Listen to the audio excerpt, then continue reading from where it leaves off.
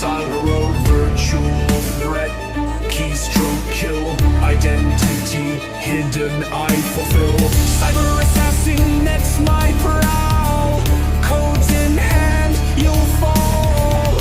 Hack and strike, chaos I make. Cyber realm, my domain to take.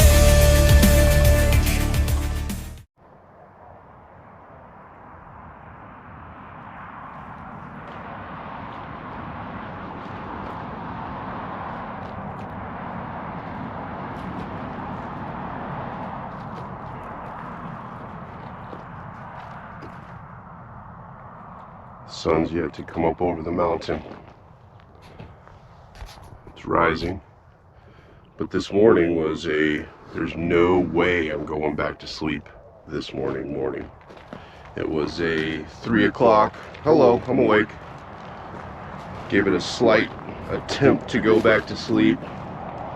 There was no sleep left in me. It was just not going to happen, so I gave up early. No big deal.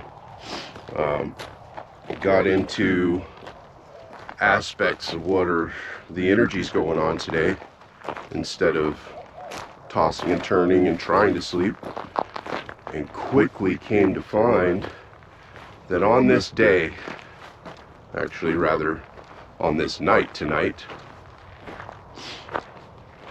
probably somewhere around 14 hours from now, there's going to be a transition of a 8-year cycle from my planet Uranus. Has been in Taurus, being that I'm an Aquarii, is transitioning into Gemini. And you know, being a Aquarius Taurus rising, it's been a trial. You know, going through the last 8 years have been excruciating, to say the least. I've had some triumphs, I've had some success and growth, and you know, but like they say, no pain, no gain. None of it was easily won.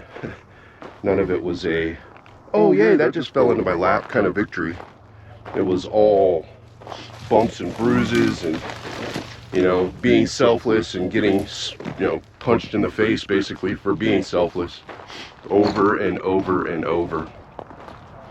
And I want to say it feels in a sense that this is the time of gaining the accolades for staying open, staying true, not closing down, not shutting down, not becoming cold in the light of hardness and harshness and, you know, non-acceptance and basically ego shit, right? So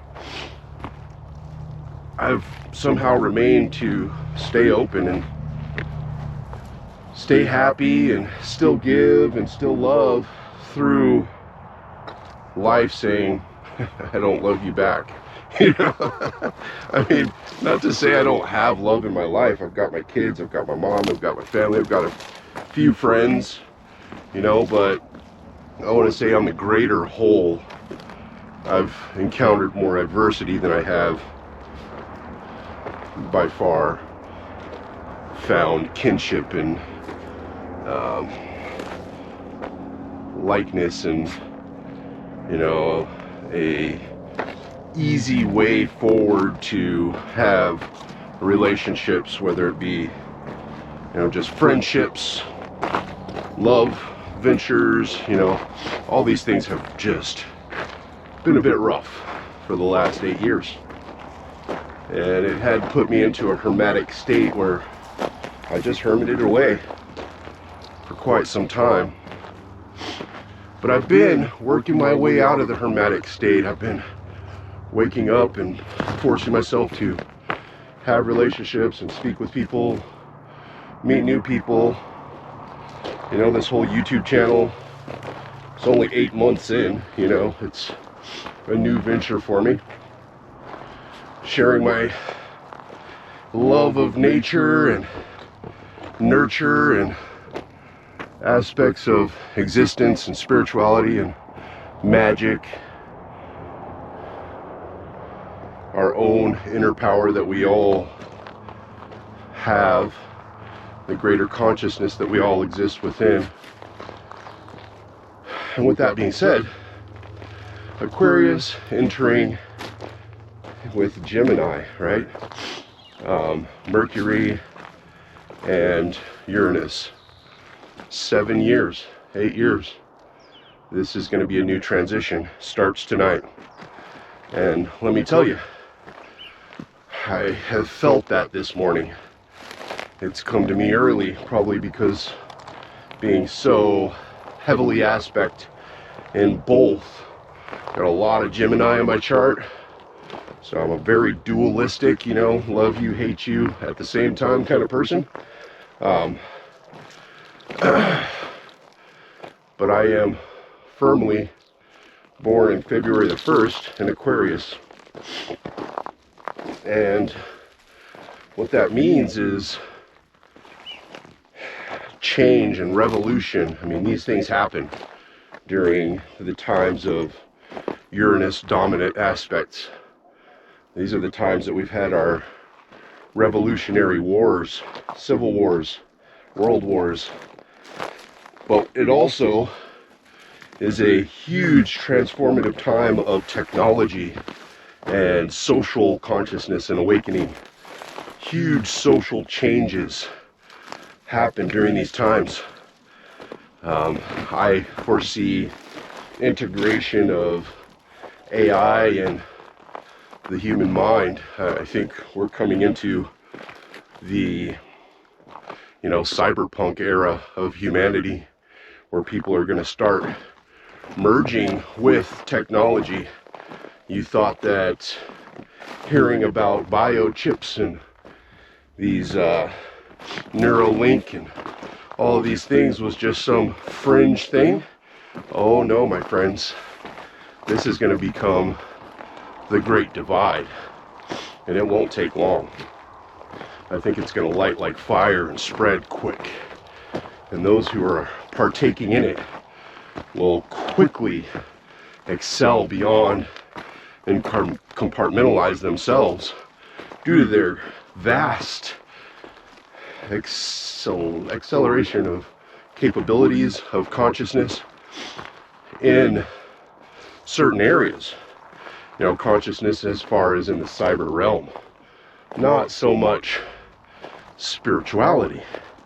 And I think at the same time, there's going to be a convergence of another awakening of spirituality and understanding of the spirit and the aspects of self that I want to say the dreaming body represents. The dreaming self represents the spirit, the soul. I think we're coming into a time of reckoning and revealing and understanding those aspects due to the dualistic nature of Gemini. You can't have one without the balance of the other, right? So I do believe as the aspect of technology takes hold and merges with humanity and our consciousness changes, there will be a equal opposite pendulum swing of people who start to gain psychic abilities and wake up to the connectivity of just pure consciousness that we already have.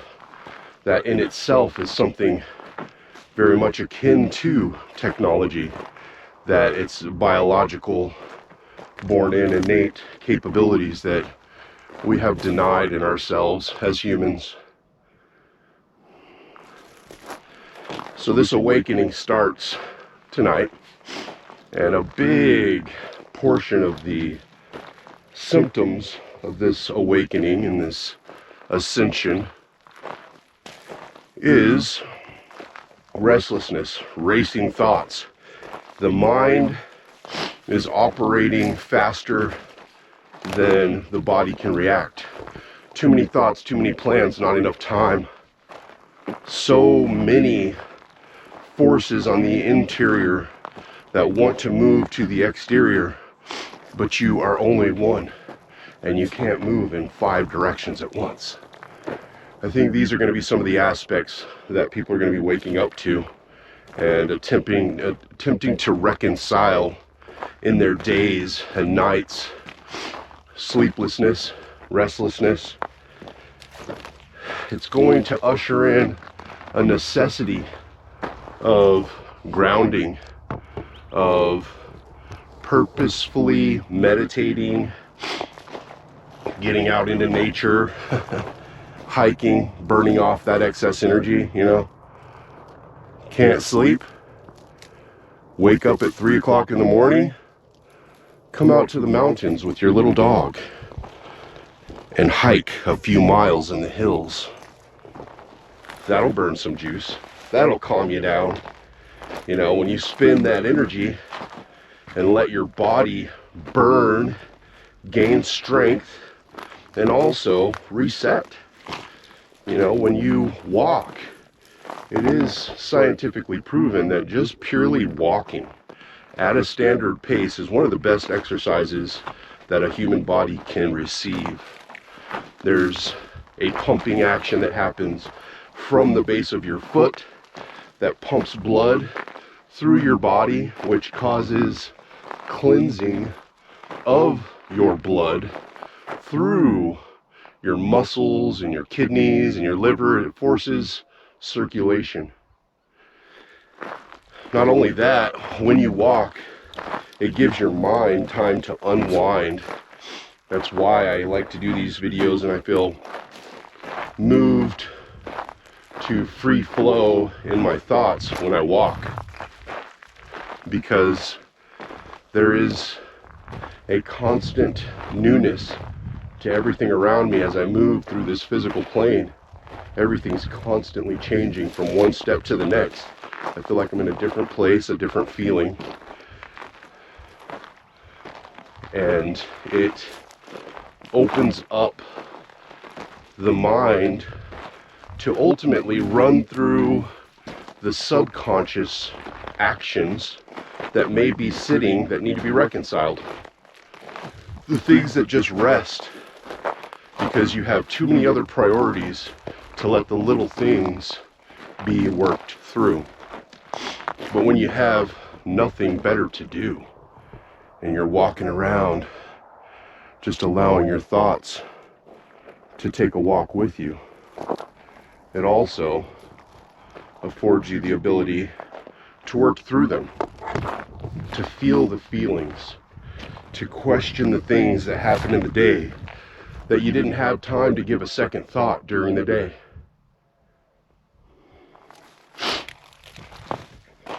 Grounding, I think also another aspect is going to be shadow work. People are going to be forced to deal with their inner aspects to be able to move forward, or they're going to be pushed further into addictions or that breakaway society where the answer is outside of yourself. A lot of people are always looking for the answer. Typically it is on the inside, and then it manifests to the outside. But I want to say society does lead us to look for most things on the external and bring it to the internal. Not to say there's anything wrong with that, because there are things, like I was saying, relationships and conversations from the outside are important, because those outside aspects are also connections to us. They're also part of us. We are not this singular portion of the world experiencing the world by ourselves. We are a part of a greater whole, and we all together are experiencing what this is that we call life in this realm we call Earth,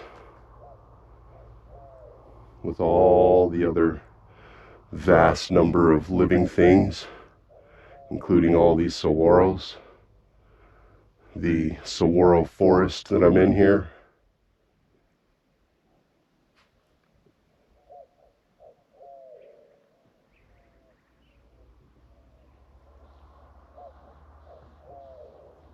doves and the cactus wren, my little dog.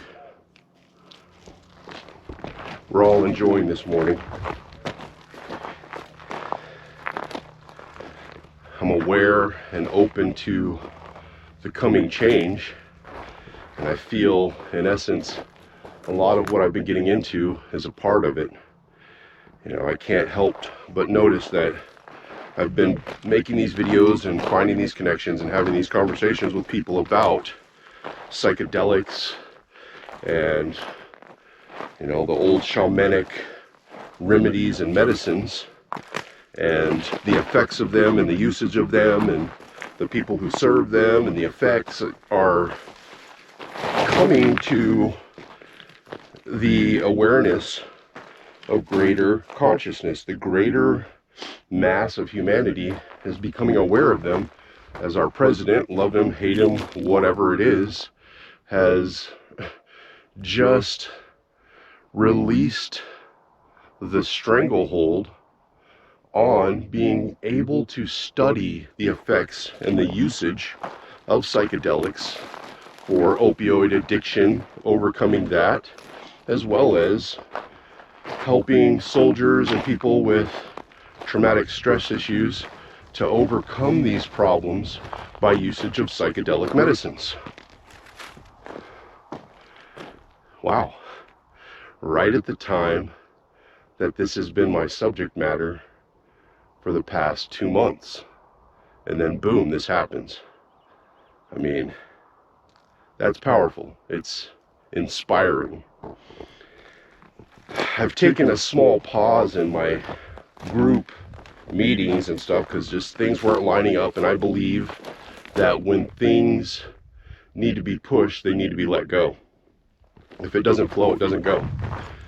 Not that I'm giving up, but I hadn't been doing this. I've been spending my weekends in my house in front of my computer, having meetings, speaking with people with very interesting things to say, and then editing these videos. And as it is something that I'm going to continue to do, I had to reset, because again, aspects are strong in the awakening, and the feeling of urgency and restlessness were overpowering.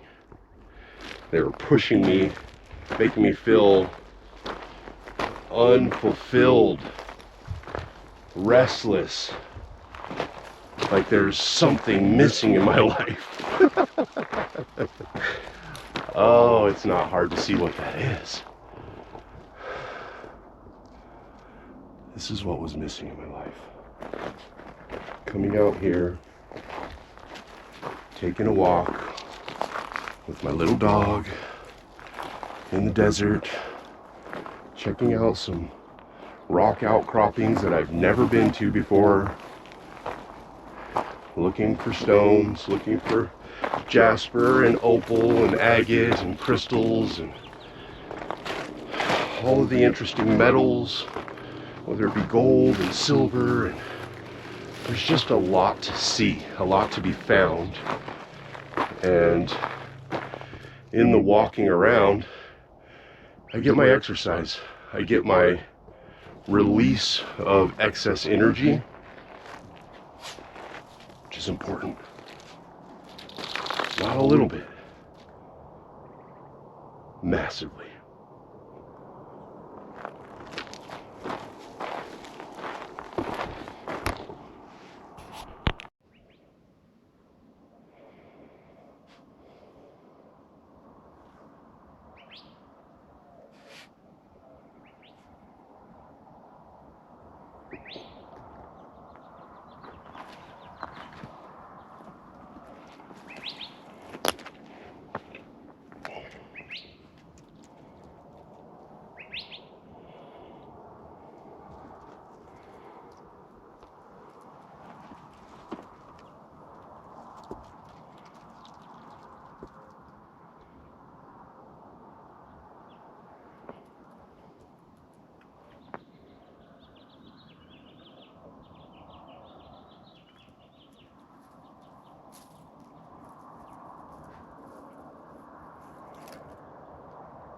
beautiful.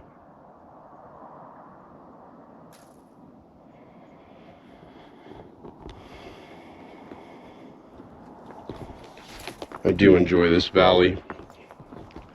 It's so far one of my favorite places to hike because there's everything represented as far as the different species of plants, opal and jasper and gold and silver, and all the different minerals are here. Pure granite, sandstone, rhyolite. It's all here, which is interesting to find so many different rock forms of energy all in one place. Isn't exactly common. I know there's lots of lead mines here, which that spawns a whole bunch of different crystals and antimony. There's a lot going on out here. Lots of energy, lots of spirit. I've also found lots of evidence of dwellings and old civilization that's lived out here. I received a message about this area as I started hiking out here. My goal was hiking to that mountain and climbing it, and the message that I had gotten was it's not about climbing the mountain, which I did. I climbed that mountain. I've climbed most of those mountains and most of these mountains in the 4 months that I've been coming out here. Maybe 6 months. But that wasn't the point, is what the message said. Was the point is walking around. Whether you're climbing, walking, as long as you're out here in this energy, that's the point. It's like an energy bath, being amongst all the different varieties of stone and metals and plant forms, the saguaro forest, these highly conscious ancient creatures, whether you recognize them as creatures or not, I guarantee you recognize themselves as such. As plants are conscious, these are some of the most hardcore survivors of the desert. They thrive in this arid 110-degree summers and freezing winters and no rain, and they just thrive. They're everywhere. So literally a forest, if you pay attention, of 20 to 30 foot cacti. And I can say that I can be out here and recognize them or not recognize them. I can see that they are everywhere, and I can also be out here and not see a single one, for there's so many, they just blend in, they're just the background. But this is by far their place. They're the prevalent energy here. They prevail in what they bring to this valley.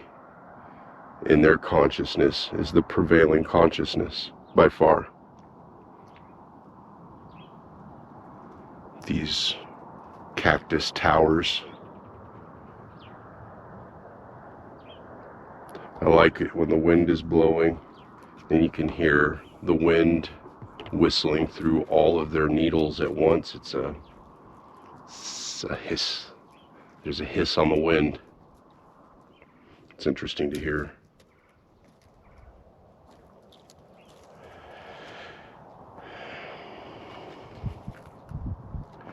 Coming out and grounding in nature, appreciating these plant forms, appreciating our stationary brothers and sisters of the world,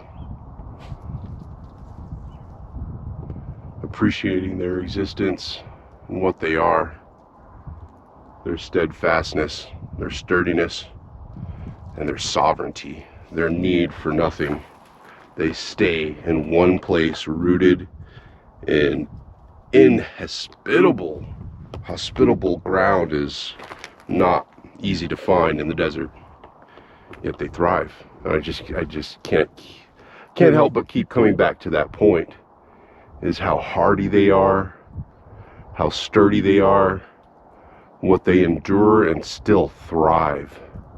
Is such a powerful lesson to me personally. And it is an energy of being out here. It's something that is prevalent when you walk out here.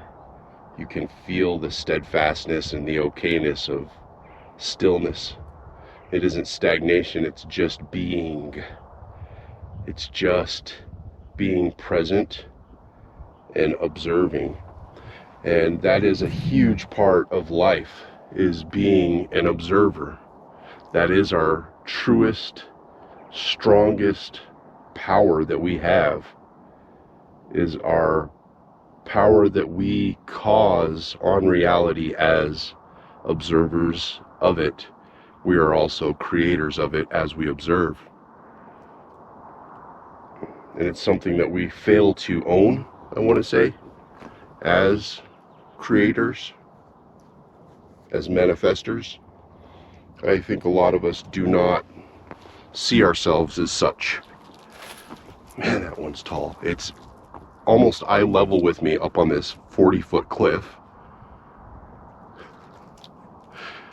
It's just astounding. Astounding.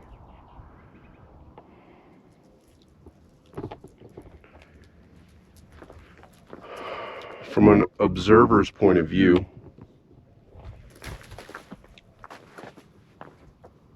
this energetic shift that we're coming into tonight, as Uranus is a slow mover, Gemini is not. So it is, in a sense, a crash course in the need and the inevitability of evolution and change, coming head to head with innovation and rapid decision making. High intellect meets unbending motivation.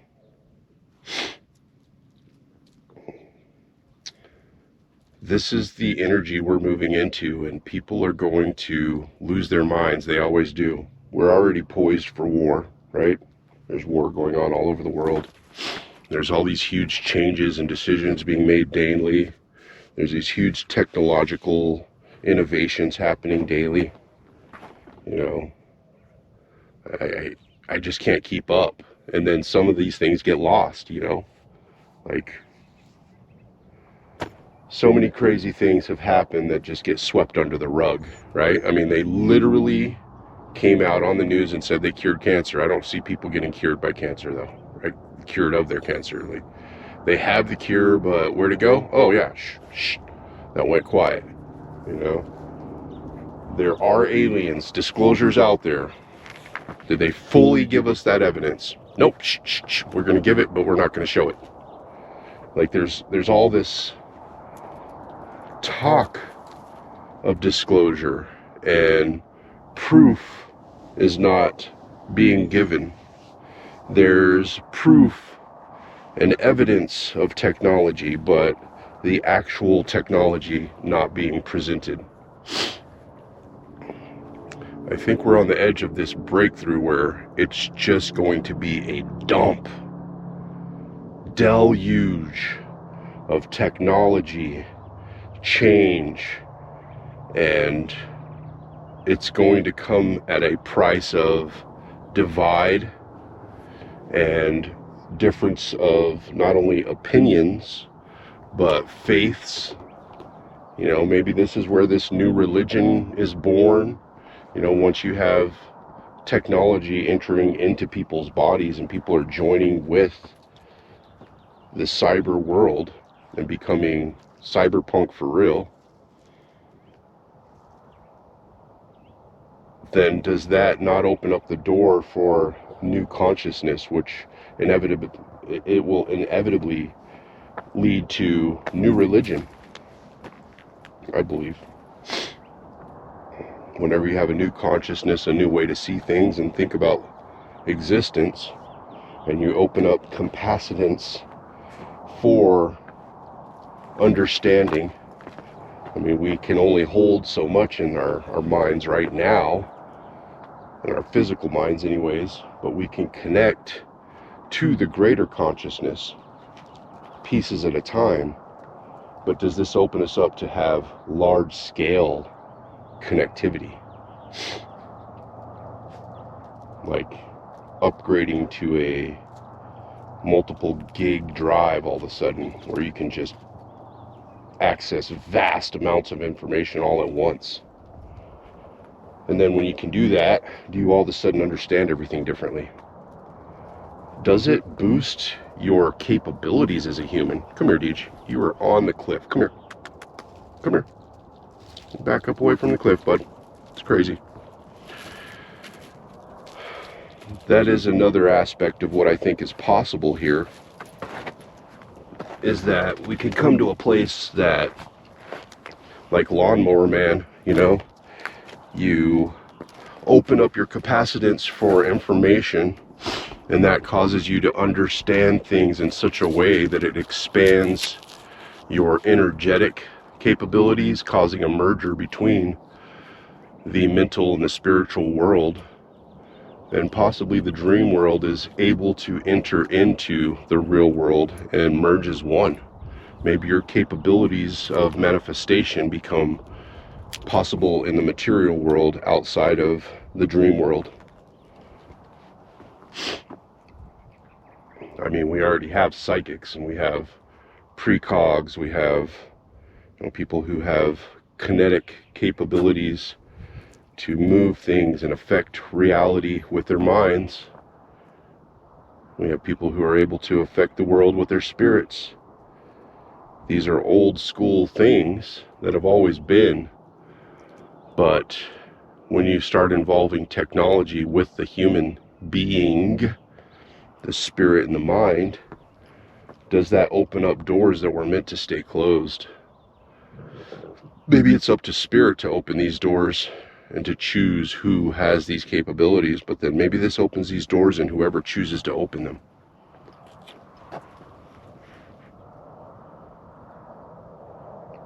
Just free thought, just thinking out loud. So one last thing, I do want to mention the MSA Annex dance parties going on tonight on this Saturday. I think it's what, the 25th? I'm not even sure what day it is, quite honestly, right now, because I did wake up and roll out, and my work week was hellishly busy, filled with non-stop changes and alterations and hiring people and training people and selling jobs and building reports and graphs and reporting and meetings. Oh my God, it was insane. And then go to sleep, wake up, do it again. So quite honestly, I don't even know what day it is. I think it's the 25th or 26th, but I know that it's Saturday for sure, and it's April, right? So this dance party is super cool. This is the other aspect of what I'm getting into, is having these outside world meetings with people, meeting people in the real world.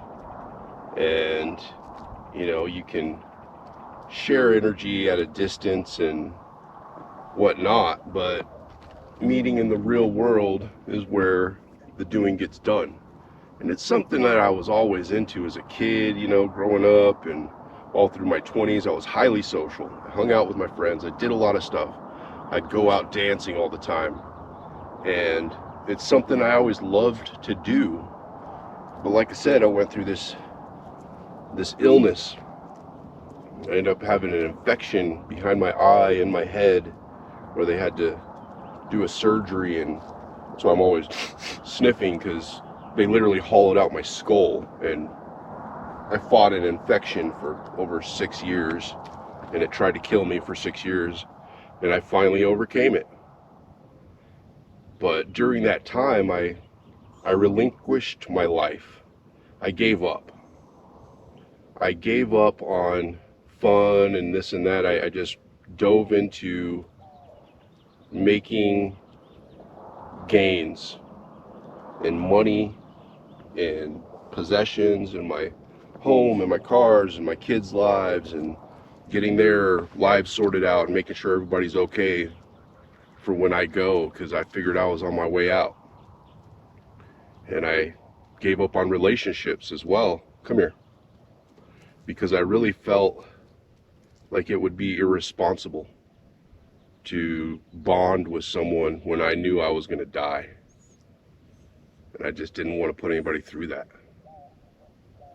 So even though, women would want to have relationships, the best I could do was, have a sexual relationship. That was it. And it had to be just that. Because if it was serious, I got real weird and just shut it down, and I just couldn't do it. I wasn't uninterested in it. But now that I'm healthy again, I have this whole different aspect to me where not only do I want to have a relationship, for the first time it's not, carnal. It's always been, ooh, she looks so hot, da da da. I'm interested in the mind and the spirit and these things more. But there's a balance, you know what I mean? Like, this lady told me, I used to not care. It was purely physical. And a lot of that didn't matter on looks to me. It was more spirit. Are you wild? Are you wild? If you're wild, I like you, and that was a horrible way to find someone, because I just liked crazy, wild women. And that always went bad, as you could imagine. And then the last few times, like I said, I just couldn't bring myself to be serious and stay, because I have too many things going on in my life. I have a very stressful work life, and I have my kids growing up, but now my kids are pretty much out of the house. Just me and my dog.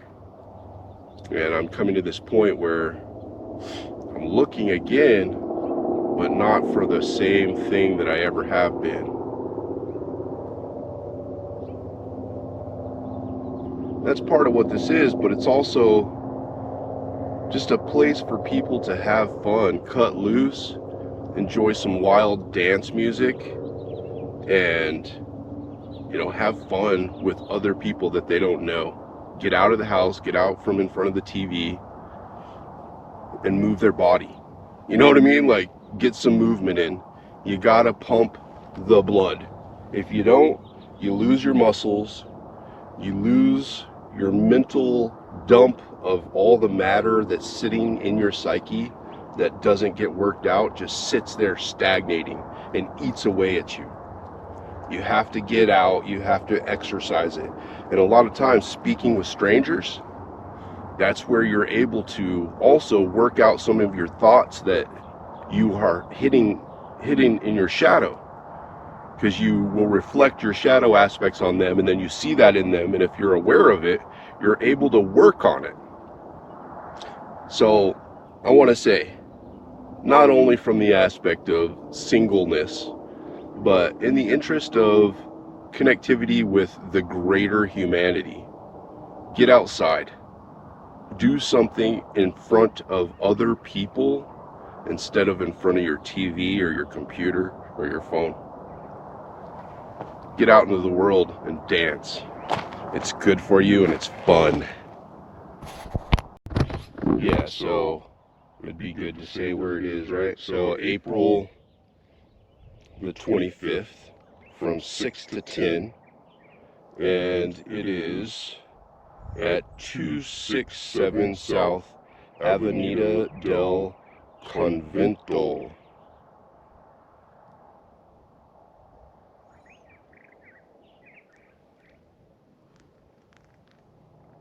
Yeah, I think that shows it. At any rate, it's a high vibe event. Really high vibe, kind of rave style music, lots of psychedelic shit going on. And if you're into that kind of thing, check it out. It's awesome. Tucson, keep it weird. So on the hike up, me and my little dog came across the den. And I mean, all this scat, big cat scat. This means this is a spot where a big kitty cat likes to hang out. That would be a mountain lion. Likes to hang out right in this area and watch the valley. Just hangs out here. You can see all its piles of scat around all these trees here. We're walking up, and I pass by a very hollowed out, naturally of course, area of outcropping of stone, and there's a deep hole in there, and I got to staring into the hole, and I definitely saw a big cat in there. So I know we're right in a big mountain lion spot where it likes to hang out right here and listen to the valley, hear what's going on. Now, it was in that outcropping of stone over there. That's where I was filming earlier, was these cliffs here. We walked all the way across and came across an outcropping just in that area, the big hollow area in it, and found somebody living in there, hanging out, watching me and my little dog. So, as usual, I don't want to bother it, so we just cruised on out, kept on going, came to the high ridge, and, you know, looking for this view, where you can see the whole valley. You can see all of Tucson, northwest side, Marana. It's North Tucson out there, central Tucson. Everything else is over on the other side of the mountains. But, you know, I always like to come over and check out the highest hill around. This is an interesting point of view always, as you get over to these. One side of the mountain is a sheer cliff, you know. You climb up one side and the other side's like, woo, drop off, right?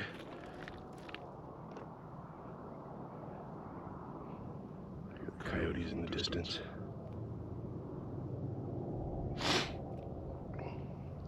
This is an interesting perspective because now I can see that silver area over there. That's where I've been hiking and finding all the mineral. It's right in that area.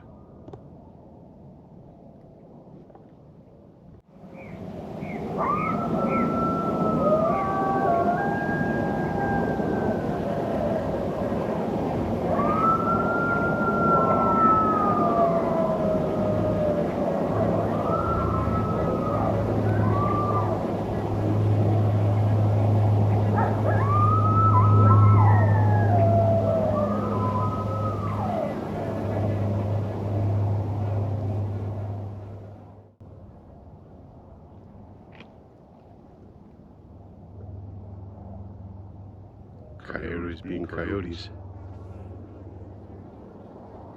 I always like catching coyotes in the distance. I don't know why he's liking my knife, but this bee's deciding he's taking an interest.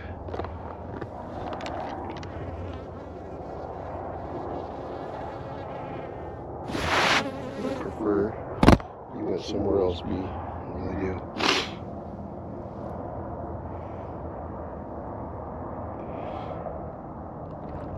At any rate, cliffside of the hike. Coyotes like to do their call off in the distance. Well, I found another mountain lion hill where they like to sit and observe the valley and listen and come down and capture their unawares prey. It's always interesting to find an area like this. Hunter's Hill.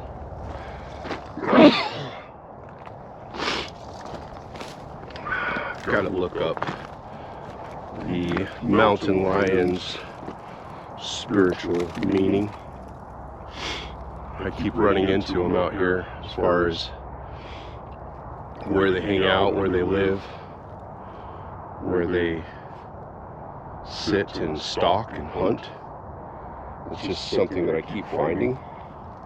So obviously that's a spiritual essence. And then as soon as I decided to go ahead and record, I saw a great big red-tailed hawk fly off. And that's always a good sign. There go the two Raven brothers flying around the cliff.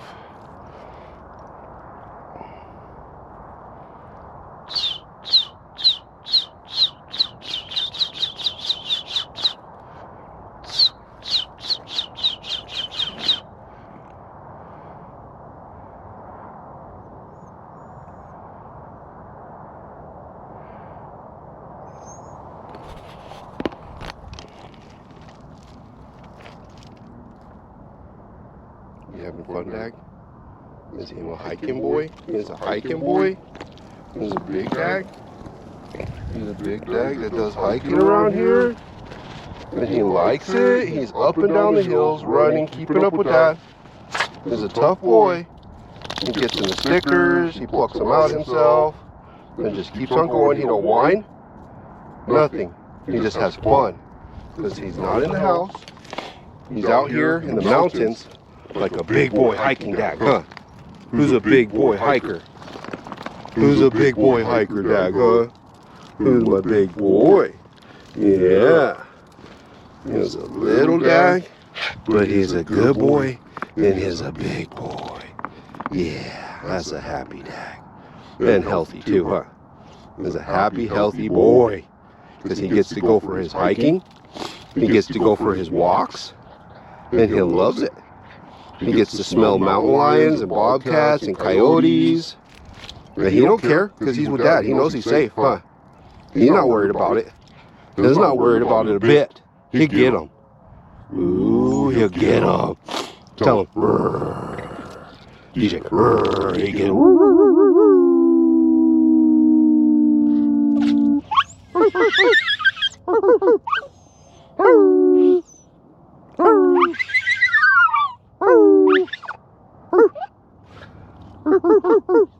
No?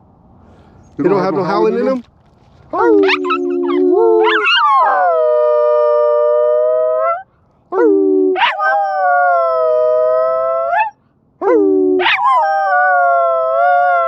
That's my little wolf. That's my little wolf. He's a good boy. Out here in mountain lion country. Yeah.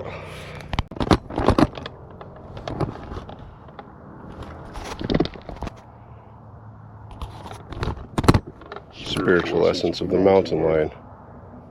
This camera will sit still. I'm going to go ahead and read it off. So, the spiritual essence of the mountain lion. The spirit essence of the mountain lion embodies leadership, personal power, and silent, calculated action. As a spirit animal, it symbolizes the courage to confront fears, the necessity of grounded intuition. It's funny, that's what I was talking about. And the ability to navigate life's challenges with quiet confidence. It serves as a fearless protector, teaching self-reliance and the strategic use of energy. Leadership and authority represents confident, unconventional leadership that does not require accolades. It inspires seizing your power and stepping into a protector role. silence and stealth, encourages acting without hesitation, yet navigating life's unseen, highlighting that true soul growth thrives in silence rather than in the spotlight. Grounding and focus represents being present and grounded. It teaches focus in a single clear goal rather than dispersing energy. Intuition and introspection connects with the third eye chakra, urging the integration of hidden, repressed, or shadowy aspects of the self.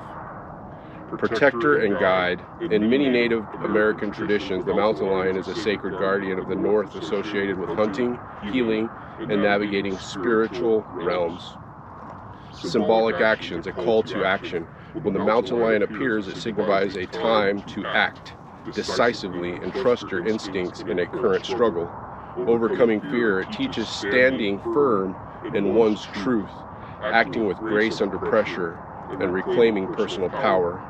Resourcefulness, it urges adaptation to life's flow, using stealth and awareness rather than brute force to overcome obstacles. Wow. So I come out here and these are the things that I talk about. These are very much on point, the aspects of what I feel when I'm out in this area, hiking around and discussing, shadow aspects, integration, the urgency of moving forward, taking action towards, movement is always the best case scenario for your future rather than waiting for something to happen. Action towards something is better than just sitting and thinking about what are you going to do. Action is the key. It's moving forward in the moment and taking into consideration all the information that's around you, but acting, moving, taking some sort of momentum into your hands rather than waiting. Also, preparing, being aware of what's coming. That is intuition. It is knowing something for the need of the moment through introspection. It's an inward thing, not an outward thing. And I think in this world these days, we look to the outside world for all of our answers.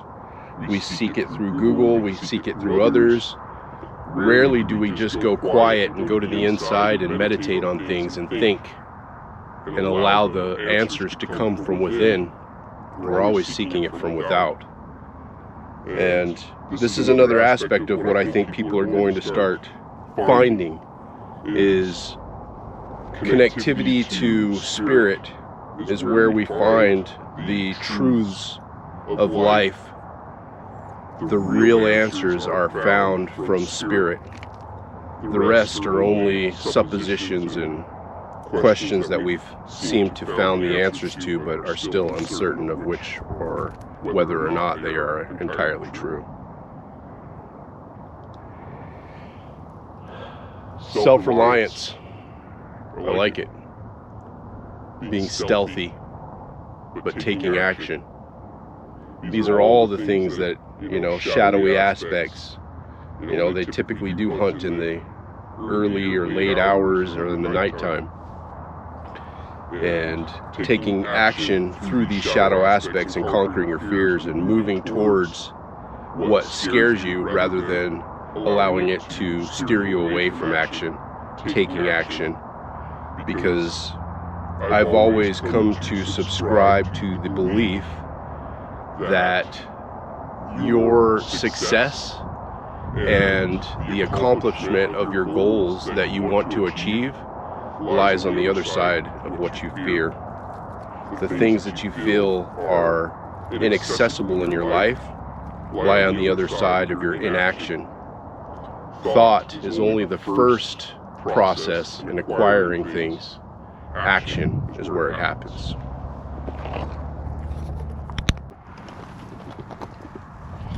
I just literally had this hummingbird fly right up to my face, and as I spoke to it, it got closer and flew right up to me, so I had the assumption it wanted me to film it, but as soon as I hit the button, it flew away.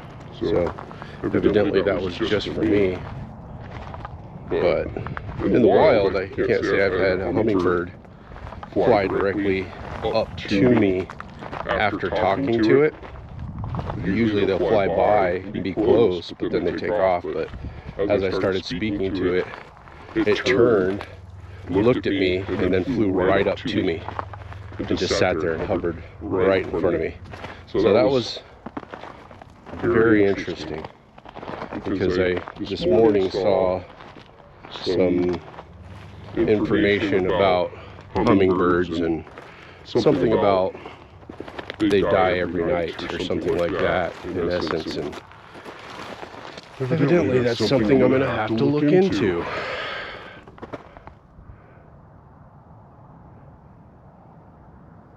Towering cactus. Walking amongst the cactus forest out here in Tucson. Talking to hummingbirds out in the wild. Me and this little guy. Walking in the realm of the mountain lion. Picking up shards of opal, and yeah, that one actually has opalescence in it. Wicked. Actual opalescence. Very cool.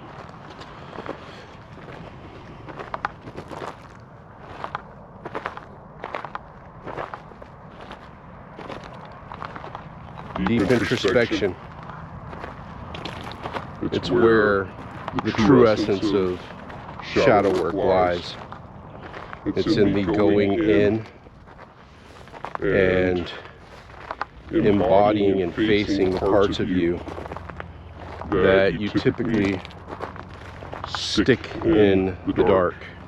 That's why they call it shadow work. It's going to the places that you don't want to go, facing the things you don't want to face, dealing with the hard parts of your life, the things that have hurt you and broken you and shattered you.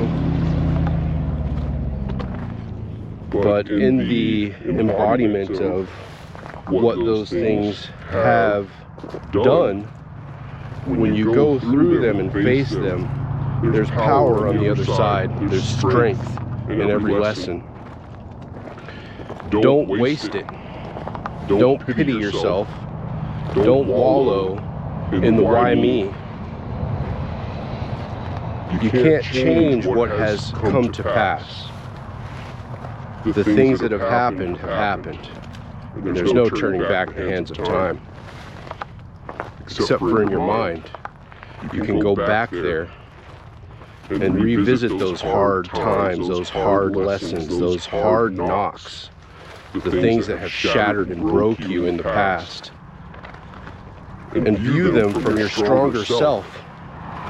View them from the aspects of an outside point of view, and you just may glean power moments, the things that have come out of the experience of the harder parts. On the other side of it, there are lessons of strength and power, endurance, and lessons that can feed others. When a great tower stands for hundreds of years, and then one day lightning strikes, and the tower falls. In the aftermath, there is a nurturing and a nourishment of the new. There is a growth that happens around the fallen tower.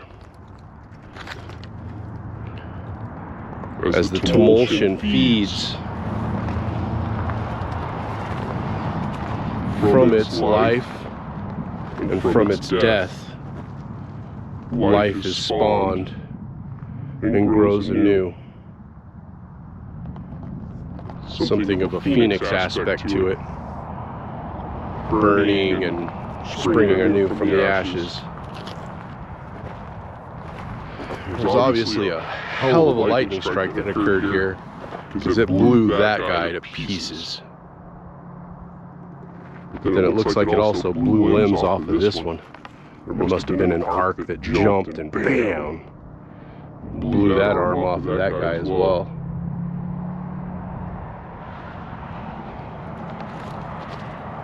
Interesting. When lightning strikes, you know not where or when, but the effect of the strike is evident and long-lasting. But in the aftermath, there are lessons to be learned, growth to be gained, and strength to be earned from it. Don't waste it.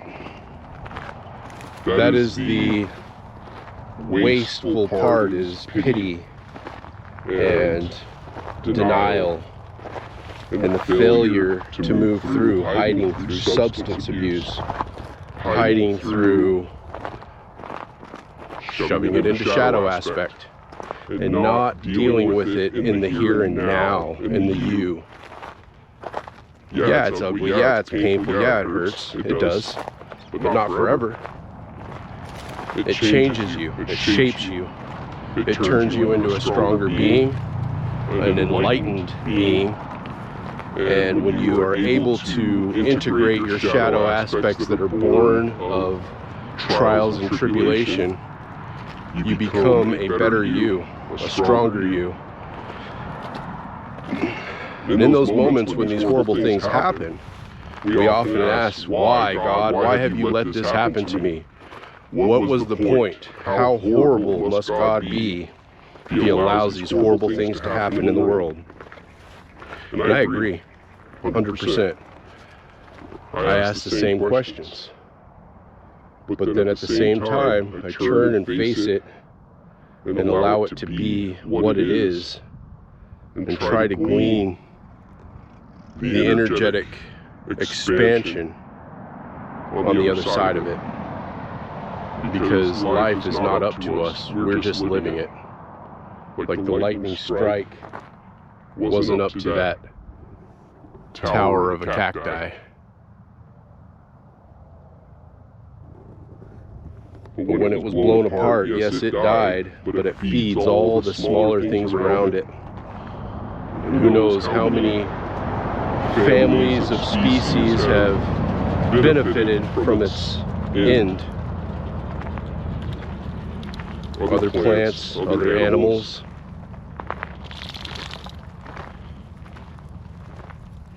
This is the aspect of integration that's important and should be endeavored to go through, not around.